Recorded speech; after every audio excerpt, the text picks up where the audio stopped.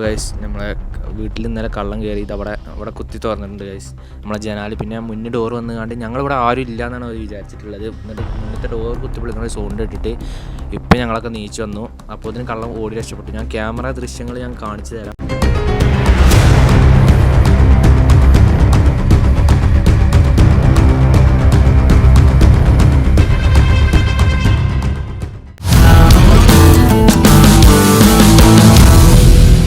Hello guys, അസ്സലാമു അലൈക്കും. അപ്പോൾ കുറച്ച് കാലമായിട്ട് കണ്ടിട്ടുള്ളൂ എന്നറിയാം, അല്ലെ കുറച്ച് കാലം മുന്നേ കണ്ടിട്ടുള്ളൂ എന്നറിയാം. അപ്പോൾ നമ്മളെ ഫെല്ല തെറ്റി കിടക്കണം. എന്തിനാ എൻ്റെ കുട്ടി തെറ്റിയതെന്ന് പറയാമോ? എന്താണ് എൻ്റെ കുട്ടിയുടെ പ്രശ്നം? ഒരു പ്രശ്നമില്ല. ഫെല്ലയുടെ തോട്ടിന്ന് കിട്ടിയതാന്ന് പറഞ്ഞപ്പോൾ അവൾക്ക് പ്രശ്നമായത്. എന്താ പ്രശ്നം പറയൂ. ഇവിടെ ഞങ്ങൾ പണ്ട് ഒരു 4 വർഷങ്ങൾക്ക് മുന്നേ ഞാൻ, ഇമ്മ, ഋതു, പണ്ട് എന്ന് പറഞ്ഞാൽ വെള്ളമില്ലാത്ത കാലഘട്ടം, പ്രാചീന കാലഘട്ടം, അല്ല നവീനകരമായ കാലഘട്ടത്തിൽ ഈ തോട്ടിൽ നിന്ന് ഒരു ചെമ്പ് ഒലിച്ച് വന്നപ്പോൾ അത് തുറന്നു നോക്കി. അത് പോയി തുറന്നു നോക്കിയപ്പോൾ കിട്ടിയതാണ് നമ്മളെ ഫെല്ലയുടെ. തുറന്നു നോക്കിയപ്പോൾ ചെറിയൊരു കുട്ടി, ഒലിച്ചു വരുന്ന കുട്ടി. അപ്പോൾ ഉമ്മ പറഞ്ഞു നമുക്ക് ഒരു പെൺകുട്ടി ഉള്ളല്ലോ, ഇനി ഒരു പെൺകുട്ടിയും വേണ്ട തുണക്ക്. അതുകൊണ്ട് എടുക്കാന്ന് വിചാരിച്ചു. പിന്നെ നമ്മളെ തറവാടിൻ്റെ അടുത്തൊരു താത്ത പ്രസവിച്ചിറക്കണം, അതിൻ്റെ മലപ്പാലായിരുന്നു അവൾക്ക് കൊടുത്തിട്ടുണ്ട്. എത്രയോ ആരോഗ്യത്തിന്. അത് മാത്രമല്ല, ഒരു ദത്ത് പുത്രിയെ പോലെയല്ല അവളെ നോക്കിയിട്ടുള്ളത്. ആഴ്ചയിൽ മന്തി, ഒരു ദിവസം അൻപിന്റെ ഡെയിലി കിൻഡർ ജോയ്. എന്താണ് ഞങ്ങൾക്ക് വീട്ടിൽ സുഖസൗകര്യം ഇല്ലാത്തത്? പഠിക്കാൻ സ്കൂള് 50ൽ 50 മാർക്ക്, എൻ്റെ പോലെ മുട്ട മാർക്കല്ല ഇവൾക്ക്. പിന്നെ എന്താണ് സമയത്ത്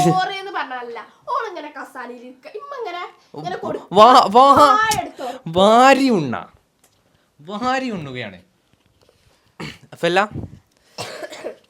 ഞാൻ പ്രശ്നങ്ങളൊക്കെ ഒന്ന് ചോദിക്കട്ടെ. അനക്ക് എന്ത് ഇവിടുത്തെ മകളല്ലെങ്കിൽ പോലും അനക്ക് ഇവിടെ എന്താണ് കിട്ടാത്തൊരു സാധനം? അത് പറഞ്ഞു. അല്ലല്ല, കൂടുതൽ സ്നേഹം അല്ലേ? അനക്കെന്താ കിട്ടാത്തത്?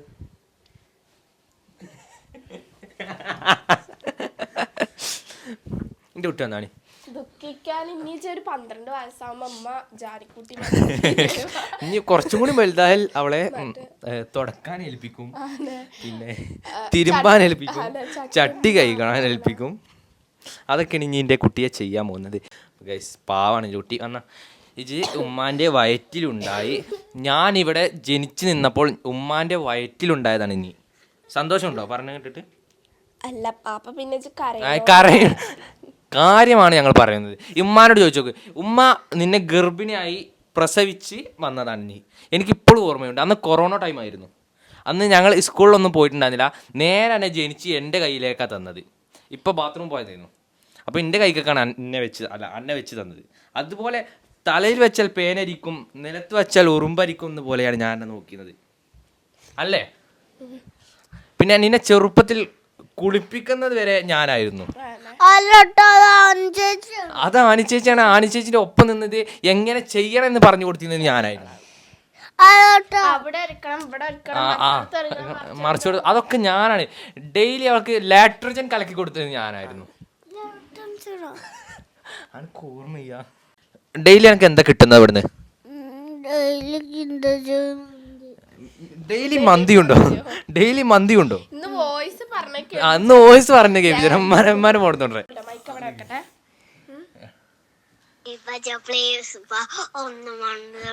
എത്ര ദിവസമായി മന്തി പറഞ്ഞിട്ട്? മന്തി, അൽഫാമ്, പെരി കൊതിയായിട്ടുണ്ട് കുട്ടിക്ക്. ഇമ്മച്ചിക്ക് മന്തി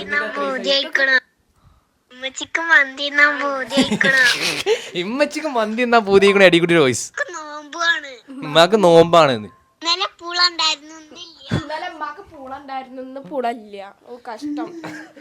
ഉമ്മാക്ക് ഇത് 4 ദിവസമായിട്ടുള്ള മന്തി കഴിച്ചിട്ട്. അപ്പൊ ഗൈസ് നമുക്ക് ഉമ്മാനെ ഒന്ന് കാണാം. ഇരിക്കൂ. വണക്കം മക്കളെ, വണക്കം. അപ്പൊ നോമ്പ് നോറ്റിട്ട് എങ്ങനെയുണ്ട് നോമ്പ് നോറ്റിട്ട് എങ്ങനെയുണ്ട് ഈ നോമ്പ്? റമദാൻ നോമ്പിനെ പകരം റമദാനിന് മുന്നേ തന്നെ നോമ്പെടുക്കുന്ന ഒരു എൻ്റെ ഉമ്മയാണ്. മെഹ്റാജ് ഇന്നലെ ആയിരുന്നു. മിൻഹാജോ മിൻഹാജിന്റെ കൂട്ടുകാരനോ മെഹ്റാജ് മിഥിലാജോ കിട്ടും മേറാജ് മിൻഹാജ് അറിയില്ല. മിൻഹാജ് നമ്മളെ കൂട്ടുകാരനാണ് നമ്മളെ എന്താണെന്നറിയോ? നബി സല്ലല്ലാഹു അലൈഹി വസല്ലം ആദ്യം മെഹ്റാജ് എന്ന് പറഞ്ഞാൽ നബി സല്ലല്ലാഹു അലൈഹി വസല്ലം ആദ്യം സ്വർഗവും നരകവും അള്ളാഹുവിനും കണ്ടതാണ്. ആ ദിവസമാണോ? 7ാം ആകാശത്ത് പോയി കണ്ടതാണ്. എന്റെ കുട്ടി പിന്നെ ഞങ്ങൾ റിച്ച് ആണ്, ഞങ്ങൾ റിച്ച് മക്കളാണ്. പൈസ നമുക്കൊരു വിഷയമേ അല്ല. പൈസക്ക് ആവശ്യമുള്ള പെരയിൽ വരിക. പൈസ 20, 30, 40, 50, 500ന്റെ കെട്ട് വരെ ഇവിടെ മേശയിൽ എടുത്തു വെച്ച കാലങ്ങളാണ്. അല്ലോ ഡ്രസ്സിനേക്കാൾ കൂടുതൽ ഇവിടെ പൈസ കൊണ്ടാണ് കളി. കാരണം നമുക്ക് എന്റെ ബെഡ് എന്ന് പറഞ്ഞ പൈസ ഇങ്ങനെ അട്ടിക്കട്ടിക്ക് വെച്ച ബെഡ് പെട്ടിയുണ്ടോ? അത് കാണിച്ചിരുന്നോ? റിത പൂട്ടി യൂട്യൂബ് വരുമാനമാണ് കഴിച്ച് നമ്മളിന്ന് എടുക്കാൻ പോണത്. നമ്മളിങ്ങനെ ചെലവാക്കണില്ല എന്ന് പറയുന്നുണ്ട്. ചെലവാക്കണില്ല. ഇതില് 1 ലക്ഷം 1 കോടി ഒരു ഘട്ടം ഉണ്ടാവും. അപ്പോൾ യൂട്യൂബ് വരുമാനം നമ്മൾ റിവീൽ ചെയ്തിട്ടുണ്ട്. മന്ത്ലി ഒരു 8 ലക്ഷം രൂപ നമുക്ക് കിട്ടാറുണ്ട്.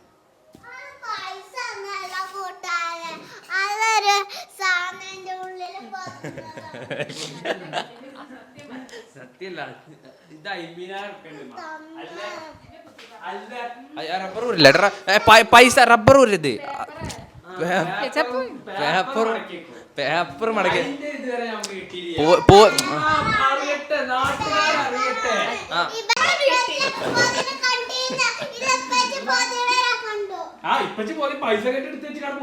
പിന്നെ ഗൈസ് നമ്മളെ അയൽവാസിയിൽ ഒരു കള്ളം കയറിയിട്ടുണ്ട്. നെക്സ്റ്റ് ഡേ നമ്മളെ വീട്ടിലായിക്കാരം കേറാന്ന്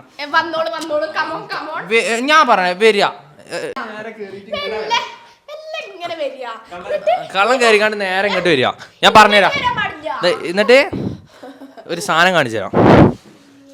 റൂം ഫുള്ളായിട്ട് കാണിച്ചു കൊടുക്കല്ലേ. എന്നാ ഈ ഒരു ബാഗ് ഇത് കൊണ്ടുപോവുക. പൈസ എടുക്കുന്നതിന് മുന്നേ ഈ ബാഗ് കൊണ്ടുപോവുക. 2 ഇതൊരു ബാഗ് ഉണ്ടാവും. ഇതിലാണ് എൻ്റെ ബുക്ക് കൊള്ളിയത്. ഇതും കൊണ്ടുപോവുക. പിന്നെ ഇവിടുത്തെ ബുക്കൊക്കെ കൊണ്ടുപോവുക. അത് വിറ്റാൽ കുറച്ച് പൈസ കിട്ടും.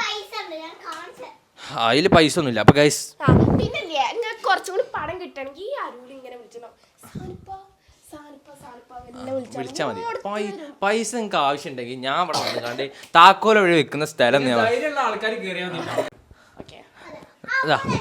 അവിടെ ഒരു ക്യാമറ ഉണ്ട്, ഇപ്പുറത്തൊരു ക്യാമറ ഉണ്ട്, അവിടെ ഒരു ക്യാമറ ഉണ്ട്. പിന്നെ ബാക്ക് ഇവിടുത്തെ ഈ ക്യാമറ നേരെ ബാക്കിലൊരു ക്യാമറ ഉണ്ട്. ആണായി പിറന്നോണ്ടേ കയറേ ഇതാ ക്യാമറ. 4 ഭാഗത്തു നിന്ന് നമുക്ക് ദൃശ്യങ്ങളായിട്ട് ഇവിടെ നിന്ന് കാണാം.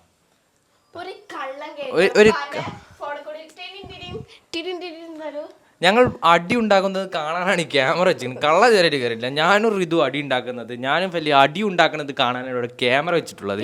കള്ളൻ വന്നാൽ ഞങ്ങൾ എന്താ ചെയ്യാൻ പോണെന്ന് അറിയോ? കള്ളൻ നല്ല രീതിയിൽ സ്വീകരിക്കും. ആദ്യം നല്ല സ്വർണത്തിന് എന്താ വില? 1 ലക്ഷത്തിന് മുകളിൽ കടന്നു പോയിരുന്ന സ്വർണത്തിന്റെ വില 15 ലക്ഷം അല്ലെങ്കിൽ 20 ലക്ഷം കിട്ടും.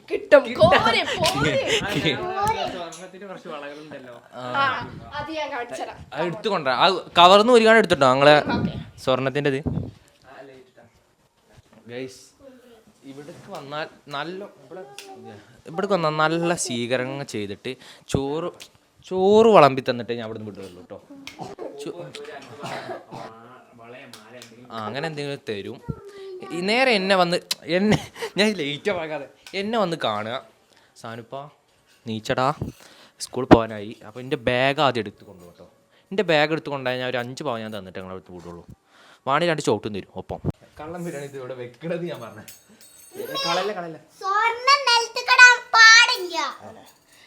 ഒരു പവനിന് ഒന്നുണ്ടാവും. അപ്പൊ 1 പവൻ 1 ലക്ഷം. ഒരു പവനൊന്നുമില്ല. അത് ഓവർ കൂട്ടി പറയല്ലേ. ഞാൻ ഒന്ന് കയറ്റി പറയേണ്ട വെച്ചിട്ട് മൊത്തം കൂട്ടി കൊണ്ടുപോകണമെങ്കിൽ ഒരു സോണി സെഡ്വിന്റെ ക്യാമറ, ഐഫോൺ, എന്താ വേണ്ടത്? സ്റ്റോക്ക് സാധനം എന്താ വേണ്ടത് കൊണ്ടുപോയിക്കോളി. അത്രേ ഉള്ളൂ. മെയ്ക്ക് ക്യാമറ മെയ്ക്ക് എന്ത് വേണം ഈ പേര് എന്നാൽ എന്തും നിങ്ങൾക്ക് കൊണ്ടുപോകാം. ഇത് എൻ്റെ പേരാന്നല്ല, നിങ്ങളെ പൈസ കെട്ടാണ് ഇവിടെ കോണിമ കൊടുത്തിട്ട്. കൂട്ടി വെച്ചാ 50,000 ഇത് കിട്ടിയ എത്ര ഇത് വേണം? അത് എൻ്റെ റൂമിലാണ് വെക്കൽ കേട്ടോ. അതൊന്നും ഞാനൊന്നും കൊണ്ടുപോകില്ലേ. നമ്മൾ ലക്ഷ്യം വിട്ടുകൊണ്ട് നമുക്കൊരു കളിയില്ല. വരി ഞങ്ങൾ മന്തി ഇന്ന് വോയിസ് ഇട്ടിട്ടുണ്ടല്ലേ. ഇന്ന് കിട്ടുമെന്ന ഒരു പ്രതീക്ഷൻ്റെ കുട്ടിക്ക് മനസ്സിൽ കാണുന്നുണ്ടോ? തീർച്ചയായും. പിന്നെ കഴിച്ച് നമ്മളെ 10ാം ക്ലാസ്സിലെ എക്സാമിൻ്റെ പേപ്പർ കാണിച്ചു കൊടുക്കില്ല. ഞാൻ കാണിച്ചില്ല, എനിക്ക് വയ്യ. എന്തിനാ കാണിച്ചത്? ഒന്നുമില്ല കാണിച്ചാൽ സത്യം പറഞ്ഞാൽ ഒന്നുമില്ല. 3 വിഷയം പൊട്ടി. 3 വിഷയം പൊട്ടി അല്ലേ? ടീച്ചർമാരെന്താണ് പറഞ്ഞത്? ടീച്ചർമാർ പഠിച്ചാൽ ഇത് പഠിച്ചിട്ടില്ല, അതിന് ബുദ്ധി ഇല്ലായിട്ടൊന്നല്ലല്ലോ, പഠിക്കായിട്ടാണ്. പക്ഷെ എനിക്കറിയാം എനിക്ക് പഠിക്കാൻ വയ്യ. പഠിച്ചിട്ടൊരു കാര്യമില്ല. ഞാൻ എൻ്റെ ഒരു ജീവിതം വെച്ചാൽ ഞാൻ പറയാം, പഠിച്ചിട്ടൊന്നും ഒരു കാര്യമില്ല മക്കളെ. പഠിക്കാത്തവരെ എവിടെയെങ്കിലും ഈ ലൈഫിൽ എത്തുന്നുണ്ടെങ്കിൽ പഠിക്കാത്തവരെ എവിടെയെങ്കിലും എത്തിയിട്ടുള്ളൂ. ഇനിയിപ്പോൾ പഠിക്കണത് ഞാനൊരു കാര്യം പറയാം. ഇപ്പോൾ ഒരു കട തുടങ്ങണേ, അതിൻ്റെ മുതലാളി ഈ കാര്യം ആ കടയിൽ മെയിൻ ഒരു 2 ലക്ഷം രൂപ മേടിക്കണ ആളെ വെച്ചോളി. അതിൽ പണിയെടുക്കണ ഒരു അക്കൗണ്ടൻ്റാണ് വെച്ചോളി. അയാൾക്ക് 40,000. ആ മേലെ നിൽക്കണോ പഠിക്കാത്തവന് മുതലാളിക്ക് 2 ലക്ഷം 3 ലക്ഷം സാലറി. അതാണ് നമ്മളെ നാടിൻ്റെ പ്രത്യേകത. പഠിച്ചില്ലെങ്കിൽ നമുക്ക് ജീവിക്കാം. പഠിച്ച മണം നമുക്ക് മണം വേണം. ഇതൊന്നുണ്ടല്ലോ യൂട്യൂബിൽ വിടണ്ടട്ടാ. എന്താ വിടണ്ട. കള്ളന്മാര് വന്നാലോ? കള്ളൻ ഡോറൊന്നും പൊളിച്ചില്ല കേട്ടോ. ഡോറ് പൊളിച്ചാൽ നന്നാക്കല്ലേ പൈസ ഇല്ല.